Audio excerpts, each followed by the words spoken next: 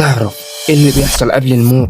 ناس كتير عملت حوادث ودخلوا عمليات وحرفيا كانوا شبه ميتين، ولكن يصحوا في اللحظات الأخيرة. والغريب انهم بيحكوا تفاصيل حصلت وقت العملية، طبعا رغم انهم كانوا فاقدين الوعي.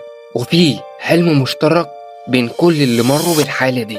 من الناس دي دون بيبر اللي في سنة 1989 اتعرض لحادث ودخل عمليات، والمفروض ان هو مات لمدة ساعة ونص، ولكن الدكاترة قدرت تلحقه ورجع تاني للحياة. ولما فاق حكى ان هو شاف تفاصيل حصلت فعلا في العملية، وده اللي حير الدكاترة جدا لانه حرفيا كان فاقد الوعي. وناس كتير حصل لها نفس الظاهرة، وكان المشترك بينهم انهم بيشوفوا نفسهم في نفق مظلم، واخر النفق كان فيه ضوء قوي مريع. وناس قالت انها سمعت موسيقى وصفتها انها موسيقى مش من عالمنا.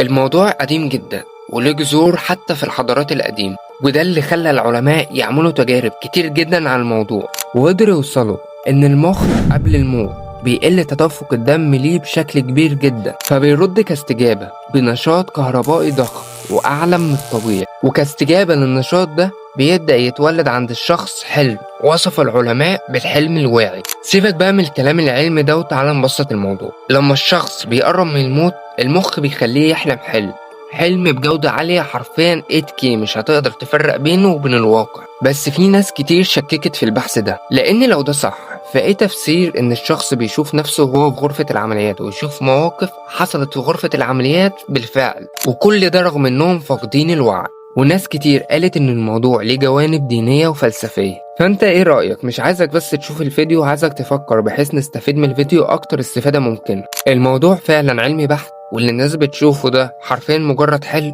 ولا الاشخاص دي فعلا شافت مراحل بعد الموت؟ وبعدين قولي